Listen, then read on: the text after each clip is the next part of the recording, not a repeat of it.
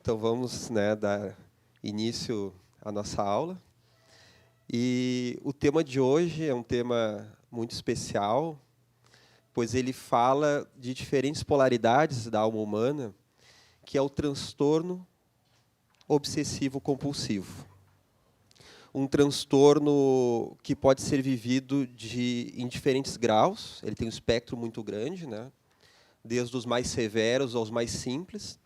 E quando eu falo quando eu falo das polaridades da alma humana, é porque se ele não se apresenta em forma de transtorno de ansiedade, ele pode se apresentar como um transtorno de personalidade, depois nós vamos ver qual é a diferença disso, ou então como um traço.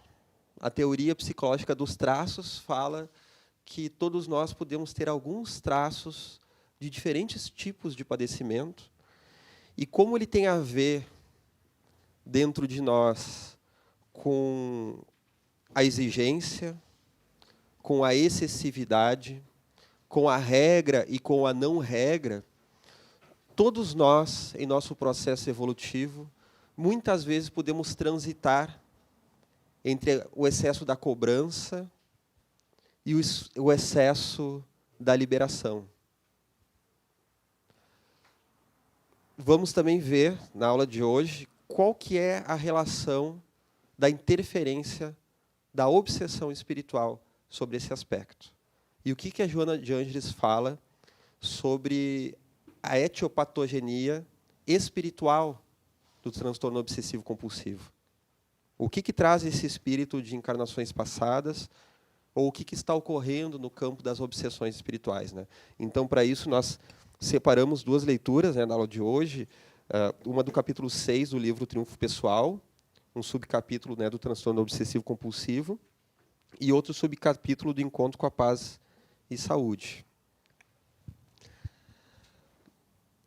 O que é o TOC? O que é o transtorno obsessivo-compulsivo?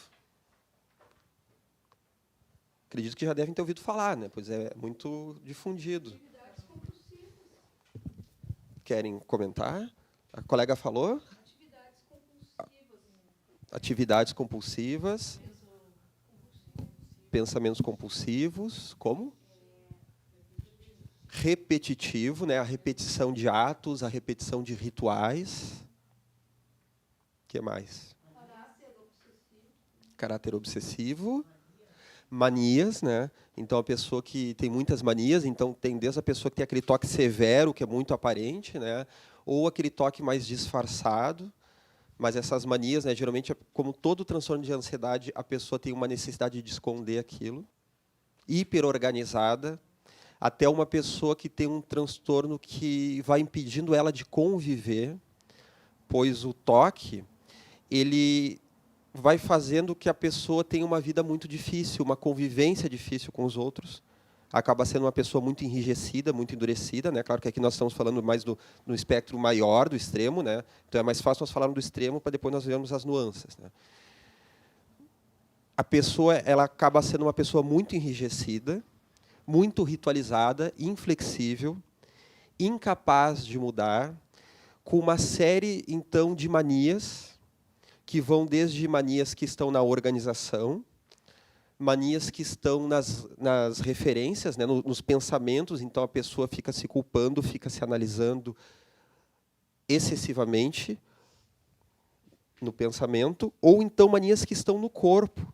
A pessoa tem que fazer uma série de rituais para, então, tentar lidar com aquela ansiedade.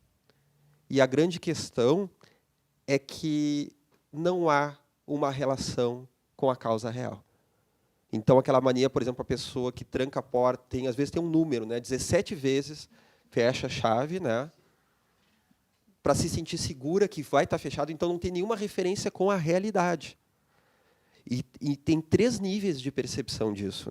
Aquela pessoa que sofre disso e percebe que é uma fantasia, a fantasia ainda influencia ela, mas ela percebe que é uma fantasia. Existe aquela que começa a duvidar da realidade daquilo, ela já não sabe se realmente... Ela está questionando. Ela sabe que não tem a ver, mas ela fica naquele será.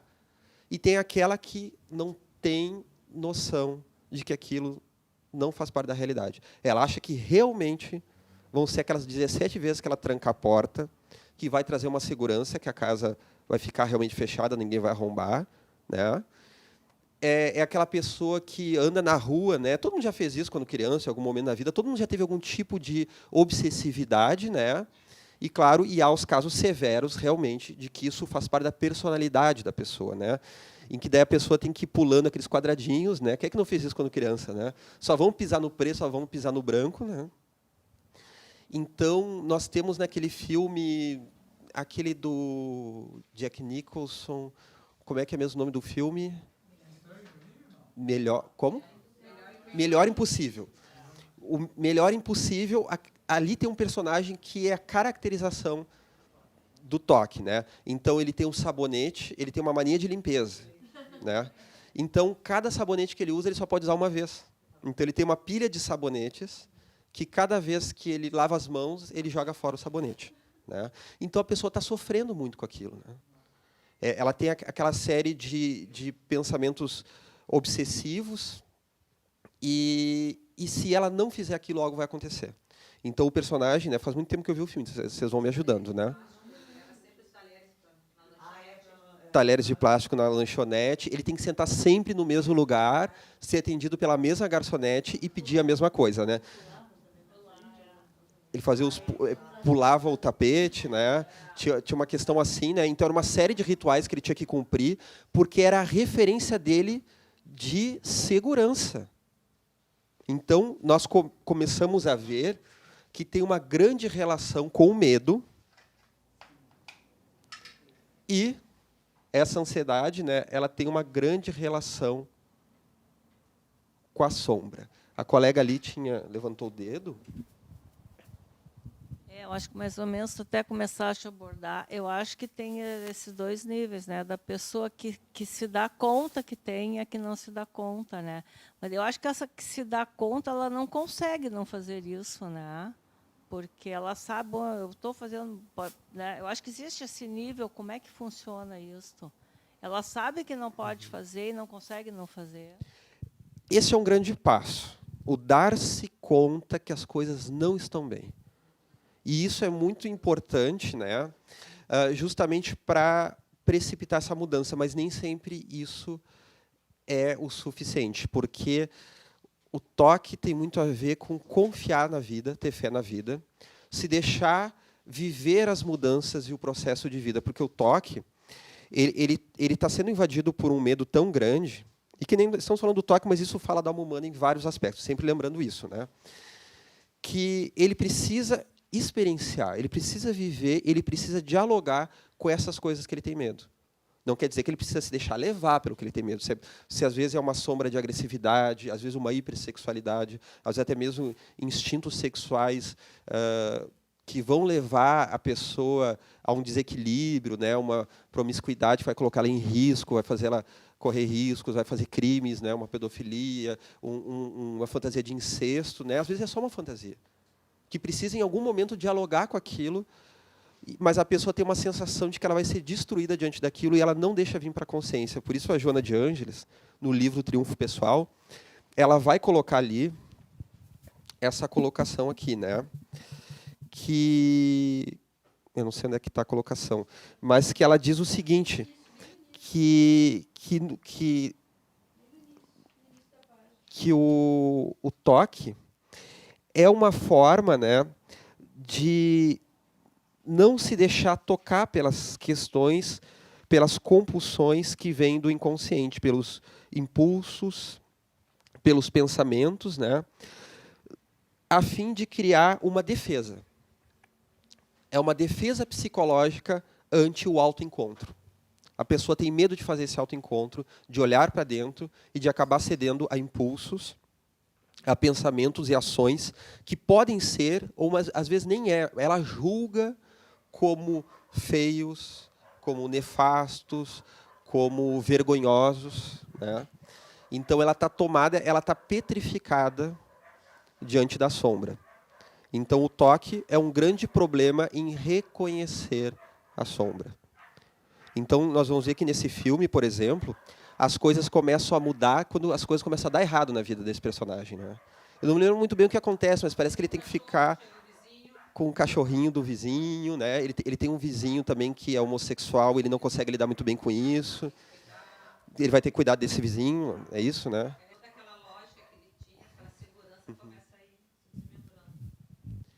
É o que a colega falou aqui, né, repetindo, né, que toda a lógica, toda aquela segurança vai se desmembrando, justamente porque essa obsessividade dentro de nós, ela vai nos levar a criar uma ideia da vida, e a vida tem que sair conforme aquela ideia. Se sair desse plano, é um grande perigo. Então, é a pessoa super estruturada que não consegue improvisar e não consegue se adaptar. Porque, antes de voltar nisso, né, uma coisa bem, vou dar um toque bem especial, né, que nós temos 2 eixos do toque. O pensamento obsessivo e pensamento e ação compulsivos. Então, o que é o pensamento obsessivo? Não estamos falando necessariamente da obsessão espiritual. Vamos fazer uma ponte com isso logo mais. Se eu não fizer, vocês vão me lembram, tá? Não é necessariamente a obsessão espiritual explicada por Kardec. Tem uma relação, claro que tem. O pensamento obsessivo é um pensamento de característica intrusivo. Intrusivo. A pessoa não quer pensar, mas ela pensa. Não pensem numa maçã bem vermelhinha agora. Então vem, né? Aí vem a maçã, então vem aquele pensamento, né, intrusivo, obsessivo, que fica martelando na cabeça da pessoa e vai deixando a pessoa ansiosa. E a pessoa, então, cria uma série de rituais para lidar com essa ansiedade. Então, que daí entramos no pensamento e ação compulsivos, para tentar lidar com aquilo. Então, a pessoa tem que ficar fazendo pensamentos, né, de super preparação, super estruturantes, para tentar lidar com aquela ansiedade, não ser tomada por aqueles pensamentos. E também ações. Né? A pessoa tem que bater na perna tantas vezes, tem que pisar em tal vez, se ela toca de um lado, tem que tocar do outro. Né? A pessoa fica com tics, com manias, que ela vai fazendo aquilo como uma referência, ela precisa daquela referência. Né? Então, essa questão de referência nós vemos em vários transtornos. Né? Como, por exemplo, no autismo, que não é toque, é autismo, mas também tem uma questão de referência. Né?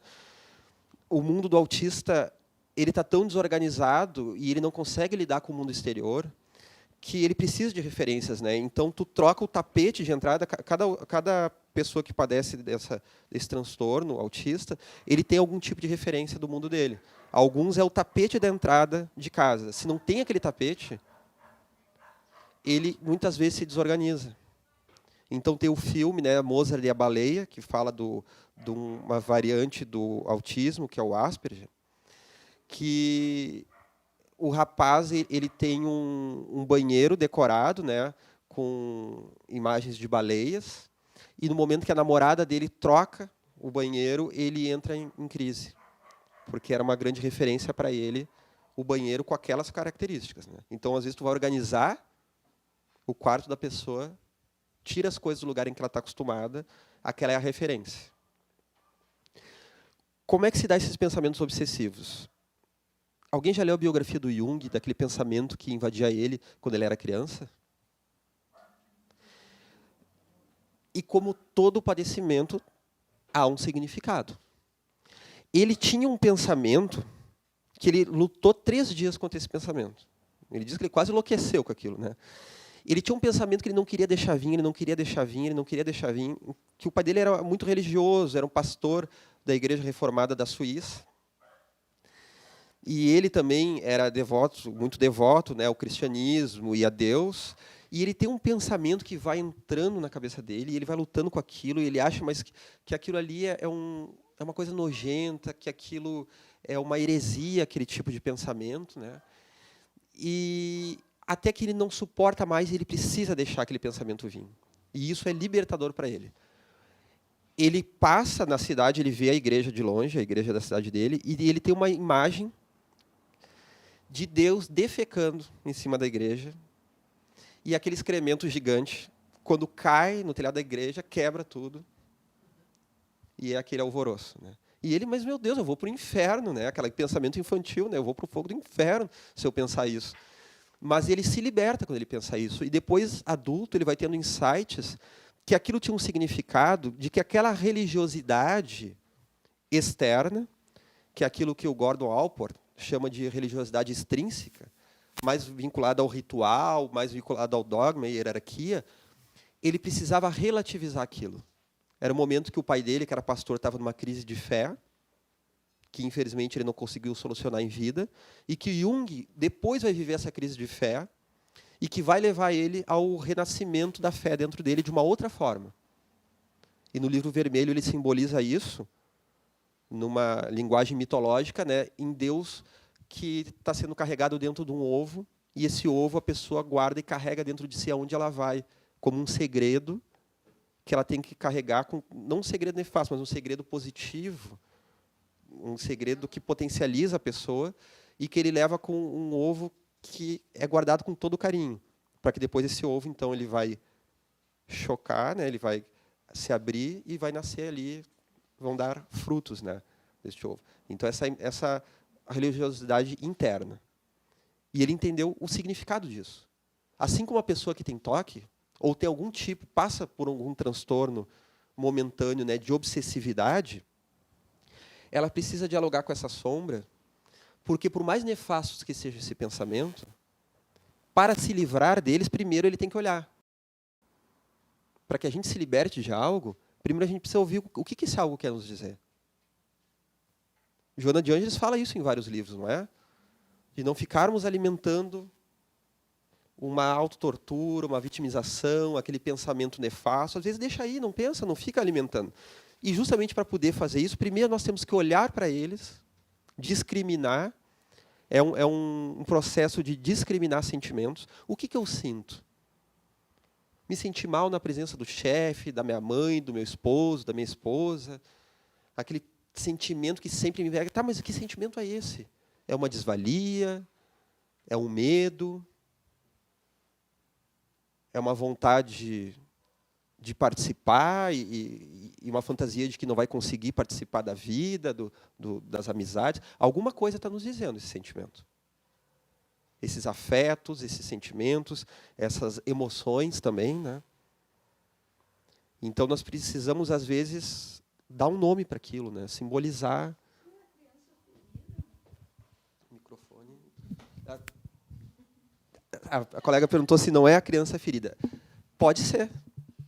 Pode ser muitas coisas. Às vezes é a ânima ferida, a ânima azeda do homem que ele não está olhando, é o ânimos impositivo, é a nossa criança ferida. São vários complexos. Que às vezes a pessoa precisa poder olhar para aquilo, né? Mas vamos falando aí, pessoal. Estou falando muito, vocês vão.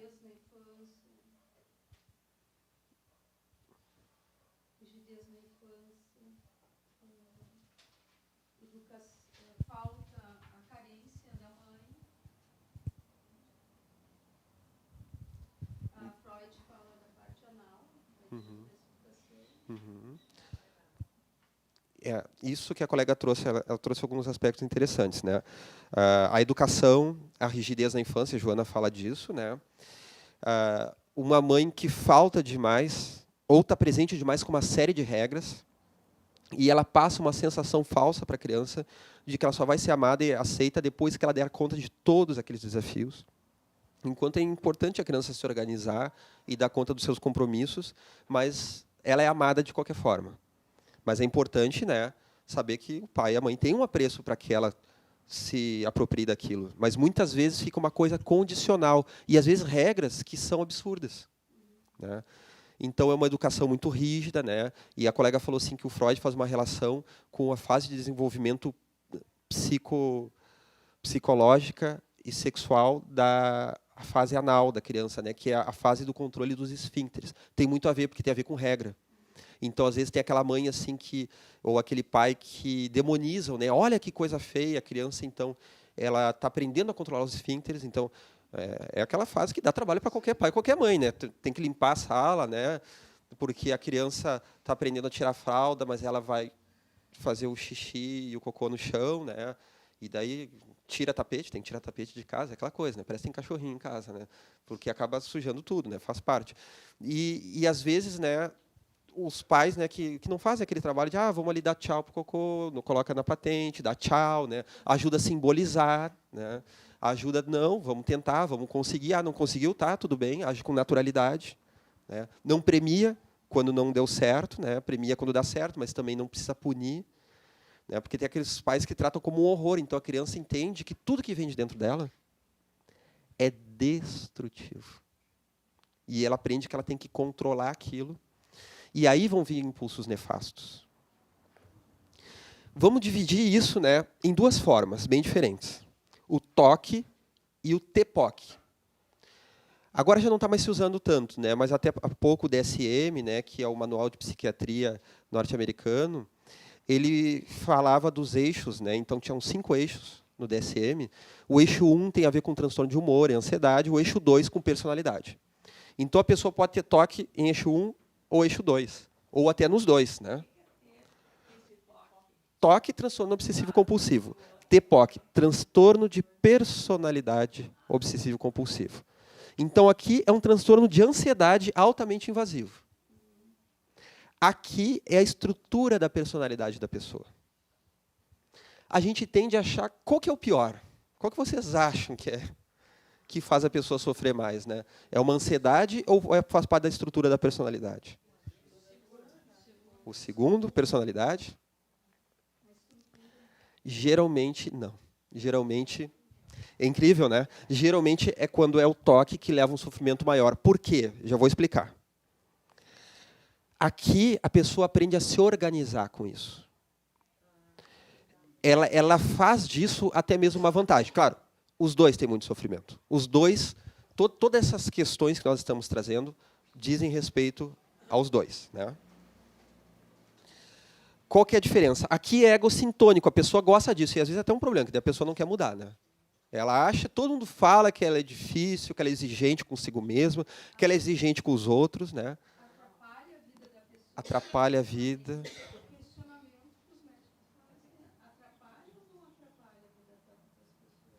Sempre atrapalha a vida. Sempre. A diferença é que, nesse caso, pode, por um outro lado, ajudar.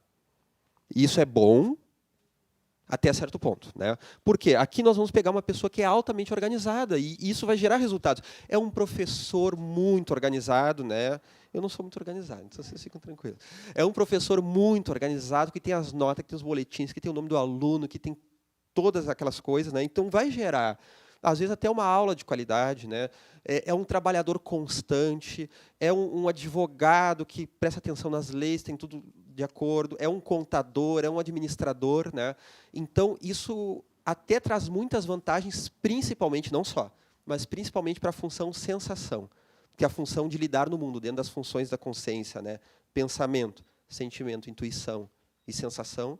A sensação, geralmente, pensamento e sensação, são os fortes da pessoa que tem TPOC, né? Que é o transtorno de personalidade obsessivo-compulsivo. Então, a pessoa vai se organizar, mas também passa a ser um problema, porque, apesar dela gerar resultados no trabalho, o trabalho também vai incentivar a pessoa a não mudar. Né? Vai retroalimentar, vai dizer isso, parabéns, segue assim. E a pessoa tem um sofrimento enorme. Né?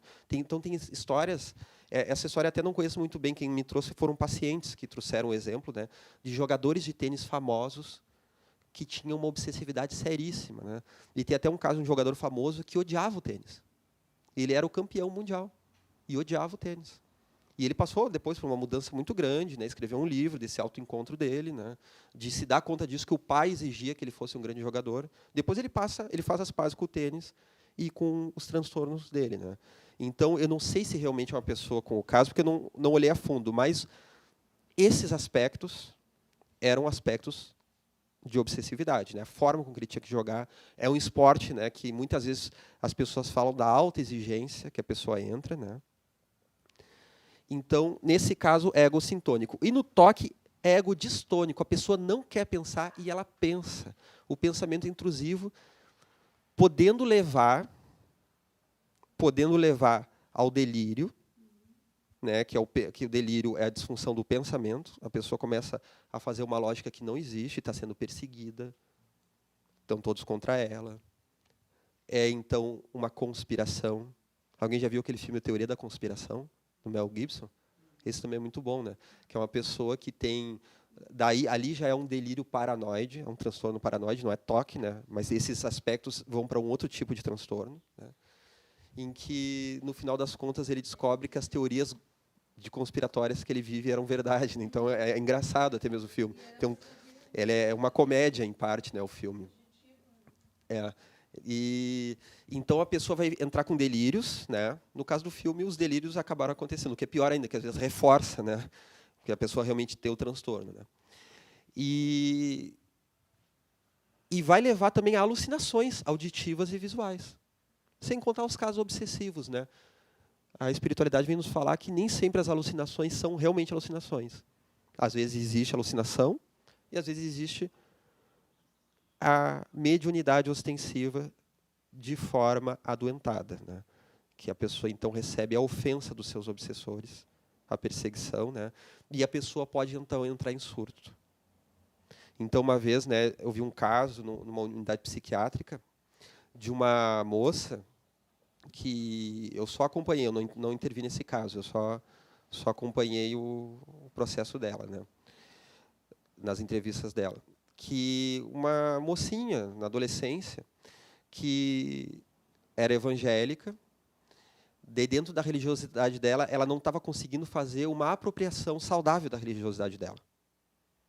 Ela estava transformando tudo em culpa. Então, qualquer pensamento impuro que ela tivesse, o Espírito Santo iria se decepcionar com ela, ela ia ofender a Deus.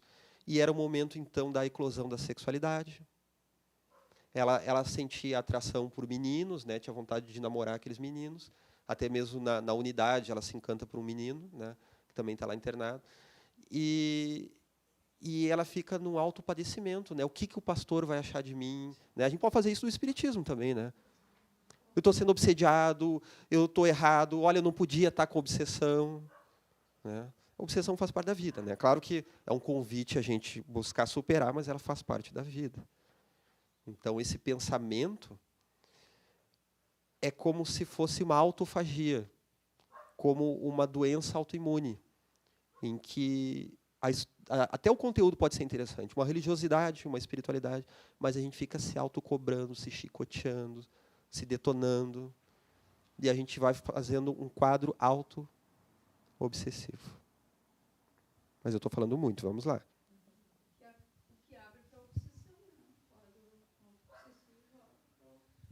O quadro auto-obsessivo abre também para a obsessão, né? Que é o que nós vamos entrar agora. Uhum. O que mais? O toque, né, antes de entrar na questão da obsessão espiritual, né? Ele acaba... A pessoa que tem toque ou TPOC, ela tem muitas vezes um pensamento paranoico que não é evidente. Ela tem uma série de fantasias. A sua função intuitiva muitas vezes está adoentada, né? A função psicológica. E ela começa a ter intuições sobre si, nefastas, né? Vou ter um ataque do coração, vou ter uma coisa, vou ter um problema. E sobre os outros, né? Estão todos contra mim. Então a pessoa diz assim, eu tenho uma intuição séria, eu olho para a pessoa e eu sei se a pessoa é legal ou não, né? E às vezes ela acerta 1 em 10. E aquela uma reforça. Não, então eu sei. Então ela tem intuições nefastas sobre todo mundo. Todo mundo está querendo, daqui a pouco, passar a perna, fazer algo, né? E ter uma dificuldade em olhar para a situação. Mas às vezes é consigo mesmo, né? Às vezes é consigo, né? Então, um medo, receios, né? E a pessoa, às vezes, passa a ter comportamentos escusos, né? Então, às vezes, a pessoa é seríssima no trabalho, tira o sangue de cada colega. Às vezes, daí tem as suas compulsões, né? Antes de ter uma relação sexual, não pode estar com a roupa que usou no trabalho, não pode estar com a roupa que usou no ônibus, ou entrou em casa, sentou na cama com a roupa que usou no ônibus, né? Não pode tocar no controle da TV, tem que lavar a mão depois, antes de fazer um carinho no esposo ou na esposa, né? Tem que lavar as mãos, porque estava impuro aquilo ali, né? E daí, às vezes, a pessoa vai relatar uma segunda vida, né? Uma vida assim de uma promiscuidade, e depois a pessoa fica se culpando. Então a pessoa sai de noite, tem relações muitas vezes promíscuas, né? Ela vai buscar os nossos irmãozinhos, irmãzinhas que estão no mundo da prostituição, né? Então, sem julgar, Essa vida, nós sabemos, são pessoas que estão sofrendo, que têm as suas debilidades, que precisam do nosso amor, né? E muitas vezes elas vão para esse mundo em que a pessoa vai correr riscos de pegar uma doença, ela se coloca num risco de ser assaltado, de ser violentado, saindo de madrugada, né? O risco de acabar com o casamento, porque é um segredo. E daí a pessoa vai para aquilo em que ela tem um prazer extremo, ela precisa, parece que, dessa compensação. Lembremos da compensação do inconsciente, né? Tudo que a gente fortalece demais, nosso inconsciente vai buscar o contrário. Então, nós supercompensamos para um lado, vai supercompensar para o outro. É um carro que tu tira da pista para um lado, tu tenta corrigir, ele vai para o outro lado, sai para a pista do outro lado, né? Então, a pessoa vai ter comportamentos que depois ela vai se culpar. A utilização de drogas. E daí ela vai aumentar os rituais. Ela vai se autoflagelar.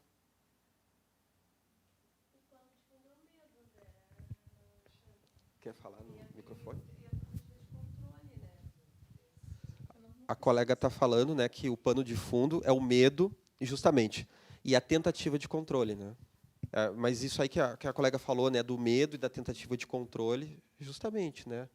É aquela sombra, né? Então, quando nós estamos numa obsessividade, né? E eu falo nós porque todos nós temos esses traços em algum nível e tem a pessoa que sofre daquilo, né?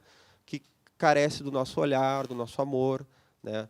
Pois é também uma pessoa com todos os seus potenciais positivos e às vezes desconhece as potencialidades que está carregando até do mundo emocional. Ela está sofrendo muito com isso, né? E justamente com esses medos, né? Ela é invadida por medo. Então, às vezes parece uma pessoa muito segura, muito ordenada, né? Às vezes, quando a pessoa leva isso para o lado da economia, né? Tem casos, por exemplo, né, de pessoas que ganham uma fortuna e a família não sabe quanto ganha, a família padece, né? Então a família tem que fazer escondido, né? Tem que fazer uma academia, vai fazer uma aula de algum esporte, vai fazer alguma atividade, custa R$ 200 por mês, e a pessoa ganha R$ 60 mil, né? Não pode gastar com aquilo, e a família fica míngua, né? Achando, não, a mãe ou o pai está ganhando pouco, está apertado, e às vezes não, né? A pessoa vai guardando dinheiro preparado para uma calamidade. E ela não consegue abrir mão, né? Então, ela está sempre sendo regida pela dinâmica do medo. Ela passa uma sensação de ordenação e segurança, né? A colega tinha uma pergunta.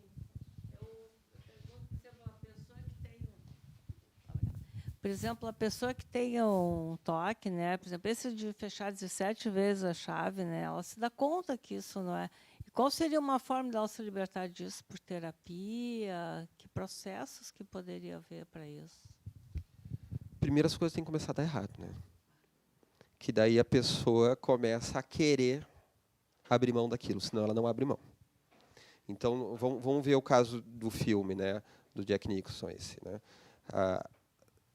É o cachorrinho que fica na casa dele, é uma adaptação que a pessoa precisa passar por um processo adaptativo. Tem um filme também, um filme Adaptação, né, que conta a história real e fictícia, uma mistura realidade com ficção, de um roteirista famoso em Hollywood que não consegue adaptar o livro dele, né? Ele tem que fazer uma adaptação de um livro, desculpa, né, para um filme, e ele não consegue fazer. E ele começa a ficar com o pensamento obsessivo, ele fica se autoflagelando, ele não consegue mudar. E o filme todo fala de adaptação. E ele tem um irmão gêmeo, e esse é fictício, não é do personagem real, né? Que é o contrário dele. Então, ele é aquele cara genial que faz roteiros fora da curva, e o irmão dele é aquele que faz filmes bobalhões. E daqui a pouco ele precisa ceder para aquele irmão. Ele precisa ceder porque o irmão começa a ajudar ele a se adaptar, porque ele não se adapta na vida. Ele tem uma casa enorme e os móveis na casa parecem um acampamento quase. Ele não conseguiu nem se apropriar da sua casa, né? Até porque nós achamos que o toque é super organizado, às vezes não. Às vezes a pessoa é sistematicamente desorganizada. E vira um rebuliço, né? Tanto que uma das variantes do toque é o transtorno de acumulação. A pessoa que guarda o papel de bala, a pessoa que compra compulsivamente, fica tudo guardado, né? E tem aquelas séries, às vezes, que também exploram, né, o padecimento dos outros, né? Aquelas séries, às vezes, nos canais de assinatura, que aparece, né, como é que é a vida daquela pessoa, né? Vocês já viram? O acumulador, né? Então, tu entra na casa do acumulador, é lixo, é papel de bala, é coisa que comprou. Então, a pessoa vê uma coisa, ela precisa ter aquilo, ela precisa reter. porque ela não está conseguindo simbolizar os significados da sua vida. Então, ela tem que reter para simbolizar. Ela não consegue abrir mão, né? Então, são pessoas que, às vezes, têm é uma forma de afastar a família. São pessoas que brigaram com o pai, com mãe, com o marido, com a esposa, com filhos. E as pessoas não suportam ela e não conseguem entrar na casa. E ela diz, como é que eu vou receber uma pessoa na minha casa? Olha como é que está. A gente diz, bom, então quem é que tu quer afastar da tua casa? Né? Que tu precisa entulhar. Então, eu vi uma série uma vez que aparece assim, a direção da série vai levar a mãe e o irmão da pessoa até lá, né? E é engraçado a reação, né? A mãe entra com aquele olhar assim, que nojo. Claro, não é fácil de olhar tudo aquilo, né? Mas a mãe entra com aquele olhar assim, meu Deus, coisa horrível. E o irmão com os olhos desse tamanho, assim, né? Acha horrível, mas parece que fantasiado com todas aquelas coisas que tem, né? Os dois irmãos adultos, né? E o pessoal do programa fazendo uma reaproximação da família, né? Então, nesse filme aparece isso, né? A pessoa ele não conseguia nem se organizar, né? Então ele tem que passar por uma transformação. Uma comédia também interessante que fala disso é aquele Mais Estranho que a Ficção, que o personagem do filme é um fiscal da Receita e ele vai fazer, então, o leão então pega uma moça, né, que tem uma espécie de padaria ou coisa assim, e ele vai lá autuar a moça, né, e ela é super desorganizada.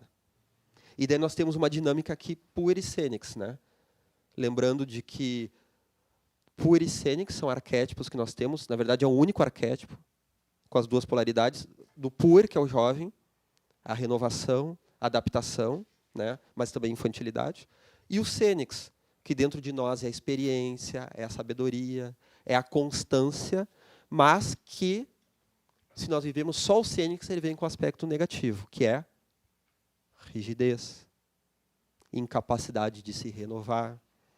E o toque é uma doença do cênix.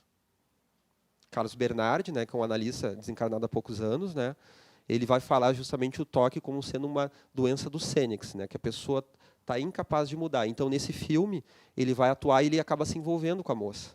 E aí ele vai nessa direção que a colega perguntou, da cura do toque, que ele vai flexibilizando. Primeiro, ele tem que acessar aquelas emoções. E tem um risco iminente de vida, que parece que ele vai morrer, então, se ele não se adaptar.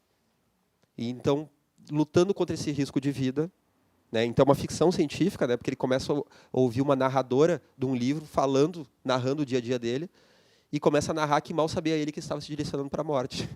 E ele está escutando, ele fica apavorado, né? Então, é uma comédia de ficção, né? que adapta muito bem essa questão de como ele se liberta, em parte, na relação com essa namorada. A dificuldade de estabelecer vínculos, que nem tanto do Jack Nicholson, que eu esqueci o nome do filme, quanto Melhor Impossível, quanto nesse que tu falasse agora, que eu não assisti esse filme. Mas, nos dois casos, o desejo profundo de se relacionar que movimentou o desejo de melhorar, de buscar estar mais saudável, né?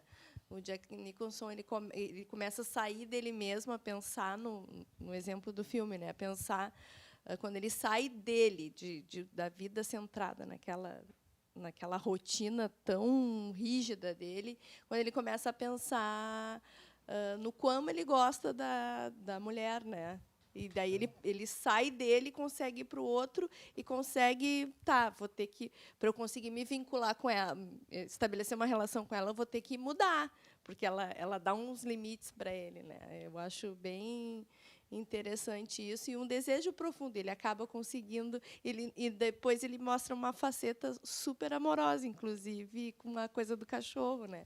Eu acho bem legal. Tem a ver a se relacionar com o afeto, justamente, né? Porque a pessoa não está conseguindo se vincular, e isso também é um dos aspectos da cura, né? Se permitir vincular emocionalmente, às vezes a pessoa não se vincula, não tem relação, ou às vezes tem relação, mas não se deixa entregar emocionalmente.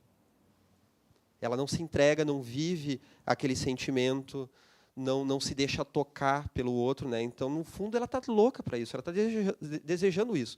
Mas esse desejo, como não é ouvido, ele vem em forma de sombra, então ele parece vir de uma forma extremamente destrutiva. Então, a pessoa precisa, primeiro, abrir mão disso, né?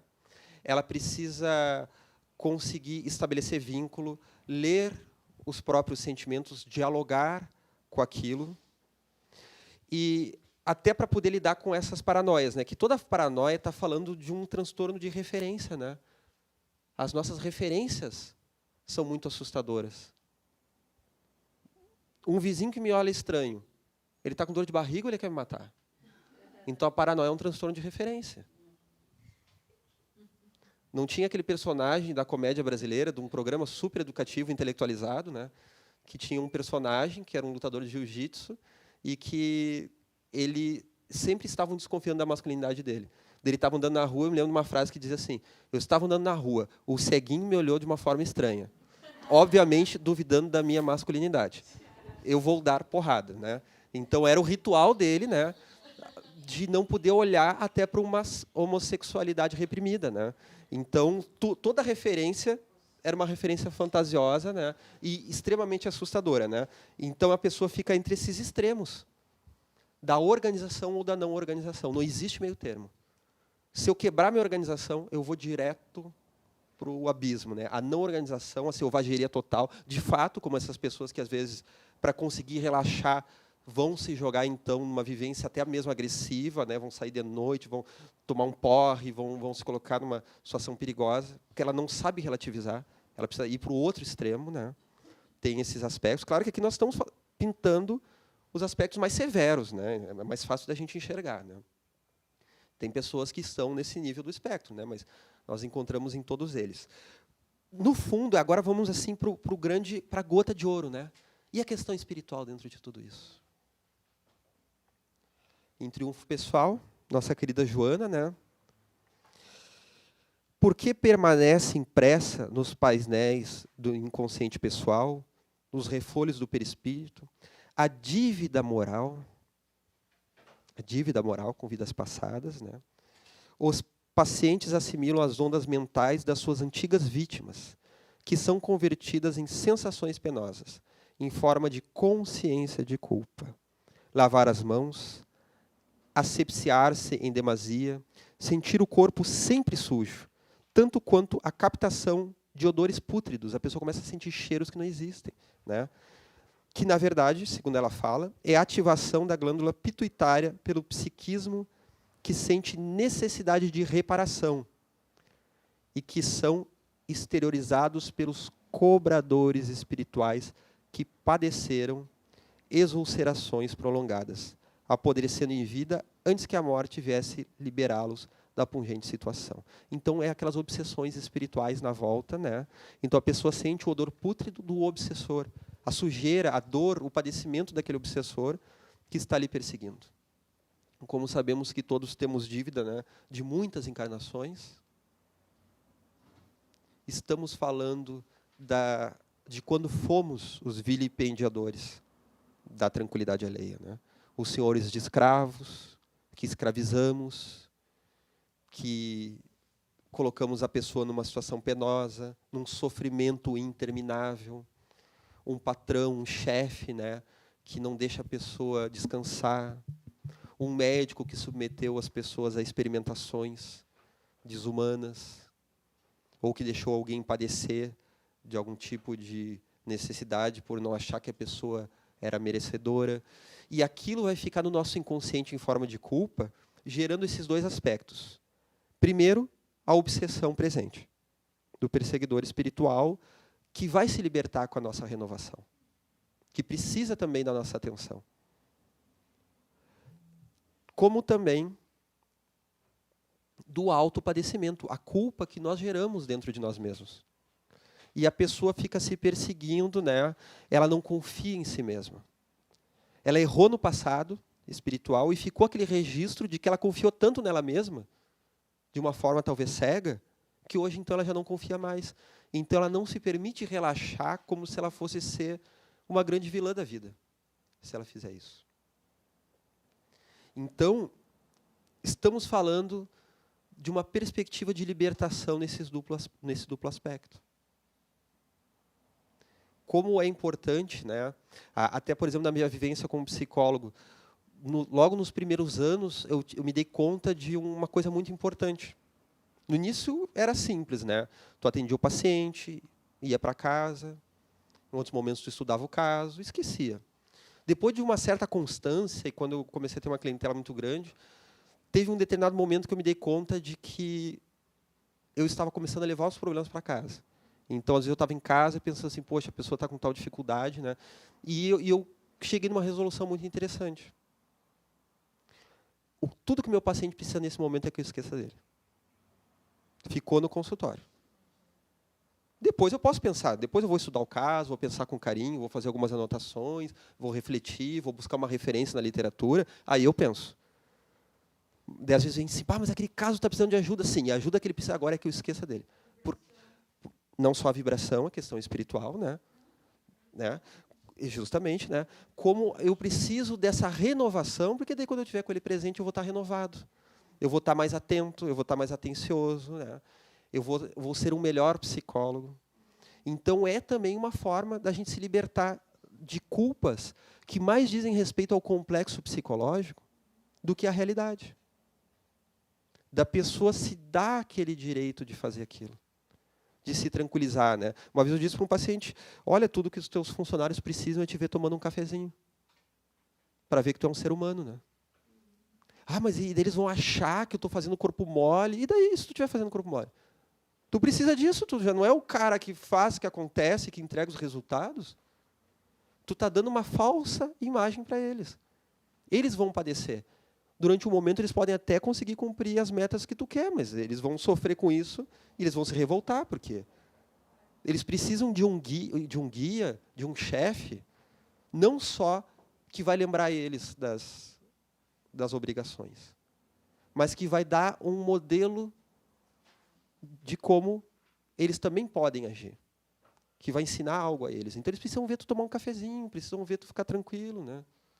Eles precisam disso. Então, não é o caso daquele que só toma um cafezinho, né? Que só faz corpo mole.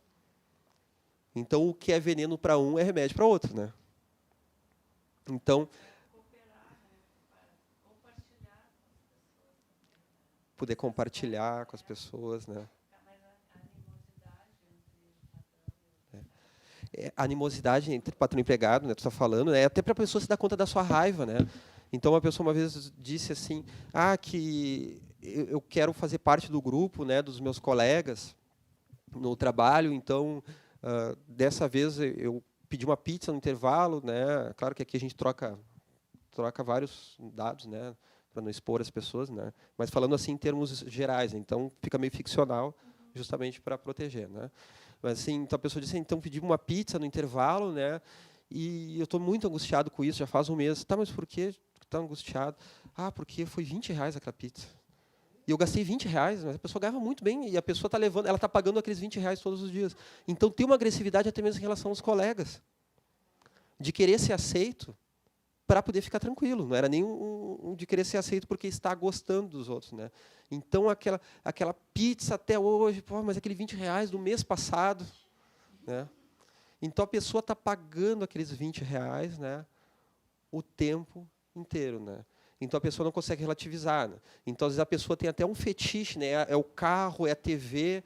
Então, uma vez, uma pessoa disse, né, que tinha um aparelho de som muito bom, que ninguém podia tocar naquele aparelho de som, porque aquele aparelho de som, daí um parente, né, o irmão da pessoa, disse assim, mas não quero saber, então foi lá e deu uma lambida no aparelho de som. Mas ele lambeu, mas a pessoa não está louca? Não, louco está tu. A pessoa está buscando medidas para não enlouquecer, para tu não levar ela contigo. E aí foi a medida desesperada dela. Então, ela ter lambido o aparelho de som não é louca. Foi um processo, foi um exorcismo, isso, né? Uma boa, né? Ela exorcizou aquele som, né? Porque aquele aparelho de som não podia ser tocado, ninguém pode encostar, não pode mexer, né? A questão do controle, né? Porque uma coisa, um objeto imóvel, fica controlando toda a dinâmica das pessoas ali ao redor. Não pode tocar. Daí tu passa ali, não dá para tocar nisso aqui, porque senão o fulano vai, né, vai desencadear um processo nele, assim, assado, enfim. Um pensamento catastrófico, né, de uma catástrofe iminente. Então, às vezes, é melhor que as coisas até quebrem para a pessoa começar a se renovar, né? É olhar para a sua criança interior, como é uma doença do Sênix, tem que olhar para o puer. A criança interior que às vezes foi violentada, se não fisicamente, emocionalmente, com as exigências, né? E a Joana, né, ela fala da síndrome de Pilatos, como foi conhecida, né, o toque, porque o Pilatos, após lavar as mãos, deixando morrer um homem justo, que era Jesus, ele vai sofrer de um toque de eixo 1, né, com alucinações e delírios, em que ele tem a alucinação de que as mãos são sempre sujas de sangue. E ele não para de lavar as mãos, e ele, então, acaba se suicidando, né, se jogando dentro de um vulcão que estava adormecido na Suíça. Nós temos também o caso que a Joana coloca aqui da Lady Macbeth, do caso da literatura, né, do Shakespeare, né? Ele traz isso naquele livro Macbeth, né? Também tem aquela que eu lembrei do Trono Manchado de Sangue, que é a versão japonesa, né, dessa leitura, da adaptação, né? Em que tem uma personagem que também tem a mesma coisa de ver as mãos sujas de sangue, porque a Joana nos fala que é a impureza moral. E todos temos, né, muita impureza moral, né?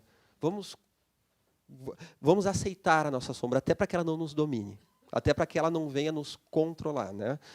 É aquela impureza moral que a pessoa tem e que a pessoa leva, então, para o corpo. Ela literaliza, porque um dos aspectos que todos temos, mas ele é clássico, do toque, é a literalização, é a concretude. Então, ela literaliza um padecimento da alma, ela leva para o concreto, né? Então, ele tem aquelas mãos sujas de sangue, né? Então, no caso do Pilatos, se nós fôssemos receber ele numa psicoterapia, ou num apoio fraterno, ou numa conversa de amigo, nós vamos dizer assim: meu amigo, mas não tem realmente as mãos sujas de sangue? Antes, para que a pessoa possa lavar o sangue das mãos, primeiro ela tem que aceitar que ela tem sangue nas mãos. É o dar-se conta de que sim, levei a morrer um inocente. Aceita que, sim, minhas mãos têm sangue. Primeiro, eu aceito que elas têm sangue. Eu aceito esse sangue. Claro que é fácil falarmos, né?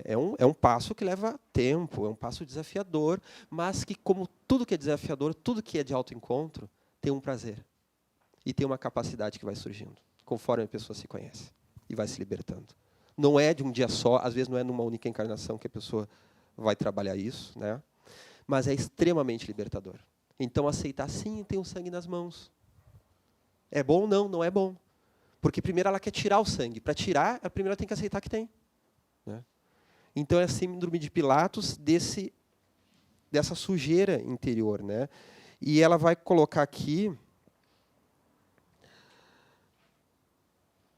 que é a incapacidade de mudar.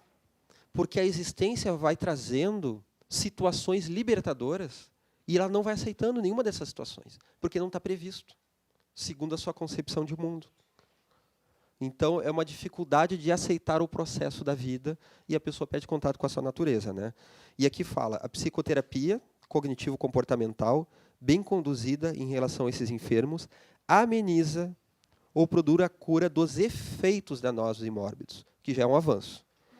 No entanto, a terapêutica bioenergética, passe, né, por alcançar os fulcros espirituais de onde se exteriorizam os campos vibratórios, interrompe a emissão da energia enfermiça, afastando os agentes obsessores, né, que, necessariamente atendidos, orientados e confortados moralmente, terminam por abandonar os propósitos malsãos em que permanecem e libertam os seus inimigos, entregando-os à consciência cósmica. Olha que profundo, né? Então, é uma terapêutica mais profunda. A do passe vai tocar os mecanismos geradores das nossas energias, as engrenagens do nosso inconsciente e do nosso espírito, né? Como ela fala aqui, né? Os fulcros espirituais de onde se exteriorizam os campos vibratórios. O conhecimento de onde vem, mas aqui, e até isso, né? O autoconhecimento, olha que engraçado, né? Ele também permite que a gente se dê conta com a razão, mas também com a vivência, né? Porque aqui o passe, às vezes a gente não tem noção de tudo que está acontecendo. Mas no momento que a gente tem fé, aquela energia já vai estar tocando o que precisa ser tocado, né? Isso é muito bom, né? Isso é libertador, porque uma psicoterapia vai levar a tocar emoções e a lidar com sentimentos que precisam vir para a vivência, serem reconhecidos, em alguns casos também serem conscientizados, não é só a consciência racional que está presente na psicoterapia, né? Mas no externalizar emoções, contatar emoções, mas muito além disso. Muito além da psicoterapia, o amor e o perdão, ele já vai estar mexendo em estruturas inconscientes que talvez nem nessa encarnação, por melhor que a gente se analise, a gente vai se dar conta. E por mais bem-vindo que seja a nossa autoanálise. Tem coisas que estão lá no fundo. E o amor já vai estar tocando aquelas camadas, já vai estar tocando aquelas emoções, nos libertando até mesmo antes da gente se dar conta. E se um dia a gente se der conta, o trabalho já vai estar em andamento. Muita coisa já vai ter sido trabalhada. Estamos na hora, né, a vontade que dá de nós seguirmos, né, com o assunto adiante. Então fica o convite, né, para quem ainda não leu, que leia, né, no capítulo 6 do Triunfo Pessoal, né, sobre transtorno obsessivo compulsivo, que leia sobre as questões obsessivas, né, que traz no Paz e Saúde, até a gente não abordou, mas ali traz, né, no Encontro com o Paz e Saúde, a relação entre os remédios psiquiátricos e a obsessão espiritual, né, até onde eles auxiliam, até onde eles ainda não conseguem chegar, né, e a libertação que nós podemos fazer na desobsessão, no perdão dos nossos adversários, né, porque este é um capítulo que fica o convite a todos nós lidarmos. Até que ponto estamos nos escravizando as consciências alheias, né? Neste processo em que regra e libertação vão encontrar um ponto de encontro dentro de nós, em que ambos são aceitos, né? Regra, limite, ordem, reprimenda, pode vir na sua justa medida, a partir do momento que a gente também traga na justa medida libertação, tranquilidade, espairecimento, da forma ideal que nos nutra e que nos construa. E as duas coisas deixam de ser destrutivas e passam a ser construtivas e libertadoras. Finalizando, né, que Emmanuel nos fala, né, como ele fala disciplina, disciplina, disciplina, o Haroldo Dutra ele fala o seguinte: temos que ver que disciplina é essa. A disciplina que prende, que castiga, ou a disciplina que liberta? Existe a disciplina que liberta, né? Vamos então... Eu só pensei na questão como a autopunição está ligada nesse processo, né, Justamente. do toque, né? Porque é bem a coisa a compulsão à repetição, né?